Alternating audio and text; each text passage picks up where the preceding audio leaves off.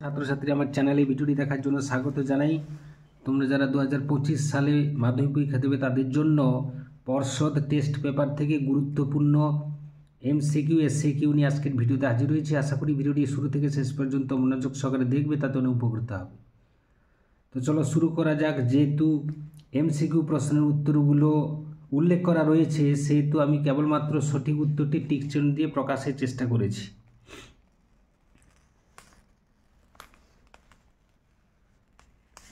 এরপরে আমরা সরাসরি চলে যাব এসএকিউর দিকে। তার আগে বলি 1-এর 13 দাগে তোরা সব জয়ধ্বনি কর, এটি কি জাতীয় বাক্য? এটি অনুজ্ঞাসূচক বাক্য। এবছরের জন্য এই প্রশ্নটি খুবই গুরুত্বপূর্ণ।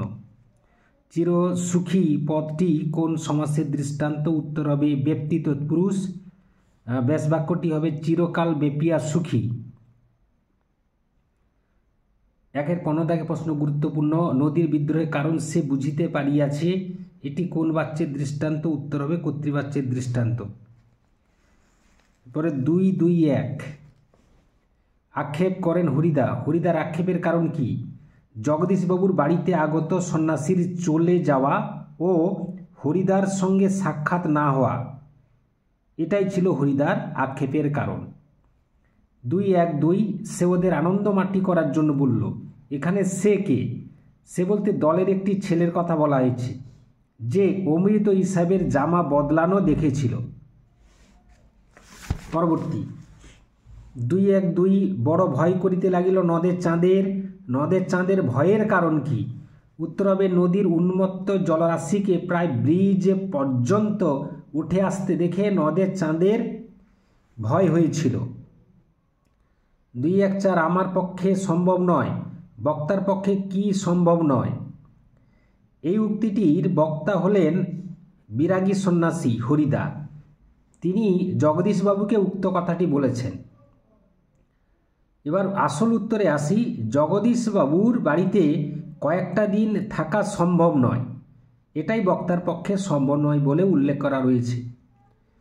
রত্নের মূল্য জহুরির কাছে, কথাটির অর্থ কী?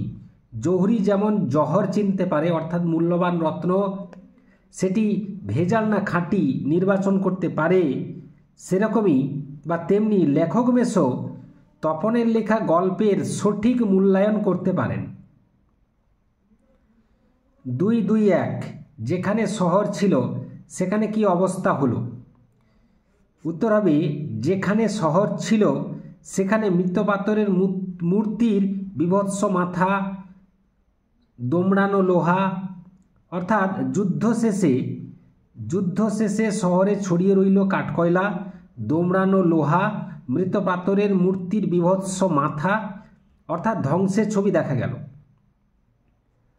কালো ঘোমটার নিচে অপরিচিত ছিল। কি অপরিচিত ছিল? আফ্রিকার মানবরূপ কালো ঘোমটার নিচে অপরিচিত ছিল।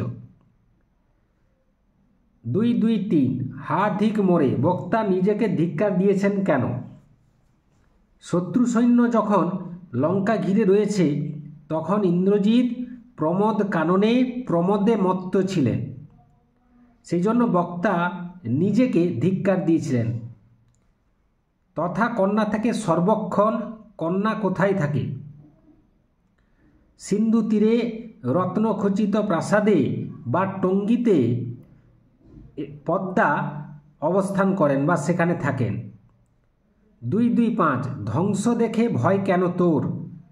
কবি এ প্রশ্ন কাদের উদ্দেশ্যে করেছেন? কবি এ প্রশ্ন পরাধীন, ভীত ও অচেতন স্বাধীনতাকামী ভারতবাসীদের উদ্দেশ্যে করেছেন। 2-3-1 জন্ম নিল ফাউন্টেন পেন। ফাউন্টেন পেনের জন্ম বৃত্তান্ত লেখো। উত্তর হবে লুইস অ্যাডসন ওয়াটারম্যানের হাত ধরে ফাউন্টেন পেন জন্ম হয়েছিল। এই ফাউন্টেন পেনের পূর্ব নাম ছিল রিজার্ভার পেন। রবীন্দ্রনাথ ঠাকুর সাধারণত এই ফাউন্টেন পেনের নাম দিয়েছিলেন ঝর্ণা কলম।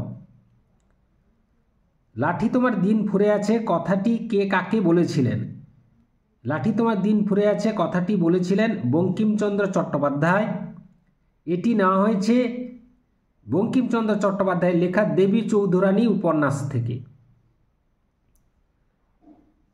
পরবর্তী প্রশ্ন, এতে রচনা উৎকট হয়। রচনা উৎকট হয় কিসে? উত্তর হবে, অনেক লেখক তাদের বক্তব্য ইংরেজিতে ভাবেন এবং যথাযথ বাংলা অনুবাদে প্রকাশ করার চেষ্টা করেন বা প্রকাশ করেন, তাতে রচনা উৎকট হয়। 2, 3, 4 প্রয়োজন মতো বাংলা শব্দ না পাওয়া গেলে কি করা উচিত বলে লেখক মনে করেন? লেখক মনে করেন প্রয়োজন মতো বাংলা শব্দ না পাওয়া গেলে ইংরেজি শব্দই বাংলা বানানে লেখা যাবে বা লেখার পরামর্শ দিয়েছেন। এরপরে ব্যাকরণগত প্রশ্ন, 2, 4, 1 অব্যয়ীভাব সমাসের একটি উদাহরণ দাও।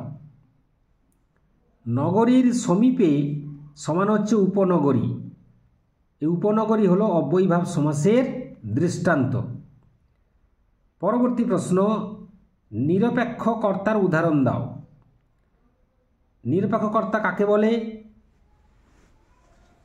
বাক্যে একই ক্রিয়াপদের অর্থাৎ বাক্যে সমাপিকা ক্রিয়াপদের কর্তা এবং অসমাপিকা ক্রিয়াপদের কর্তা যদি আলাদা হয় তাহলে অসমাপিকা ক্রিয়াপদের কর্তাকে নিরপেক্ষ কর্তা বলা হয়।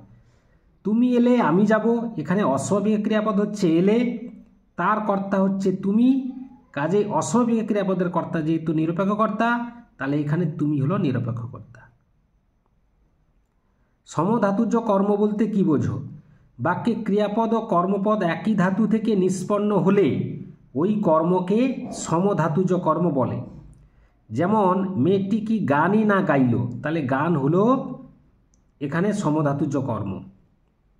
পরবর্তী প্রশ্ন, সম্বন্ধপদ বাক্য নির্মাণের 3টি শর্ত কি কি? বাক্য নির্মাণের শর্ত 3টি হচ্ছে যোগ্যতা, আকাঙ্ক্ষা, আসক্তি। 2, 4, 5 খুবই গুরুত্বপূর্ণ প্রশ্ন এবছরের জন্য। উত্তর হবে সম্বন্ধপদ। আচ্ছা, প্রশ্নটা বলি, সম্বন্ধপদ কারক নয় কেন? সম্বন্ধপদের সঙ্গে বাক্যের ক্রিয়াপদের প্রত্যক্ষ সম্পর্ক থাকে না, তাই সম্বন্ধপদকে কারক বলা হয় না, অকারক বলা হয়। যেমন উদাহরণ তোমরা একটা দিবে, কথাটা শুনে তপনের চোখ মার্বেল হয়ে গেল, তপনের নিচে দাগ দেবে। তির্যক বিভক্তি কাকে বলে? খুবই গুরুত্বপূর্ণ প্রশ্ন 2025-এর জন্য। উত্তর হবে, যে বিভক্তি একাধিক কারকে ব্যবহৃত হয় বা প্রযুক্ত হয় তাকে তির্যক বিভক্তি বলে। যেমন এ কলমে লেখা যায় না, তাহলে কলমযুক্ত এ সমান কলমে, তাহলে এখানে এ বিভক্তি হলো তির্যক বিভক্তি দৃষ্টান্ত। পরবর্তী প্রশ্ন 2, 4, 7 পৃথিবী হয়তো বেঁচে আছে। পৃথিবীর নিচে দাগ আছে, কোন কারক কোন বিভক্তি? উত্তর হবে কর্তৃকারকে শূন্য বিভক্তি।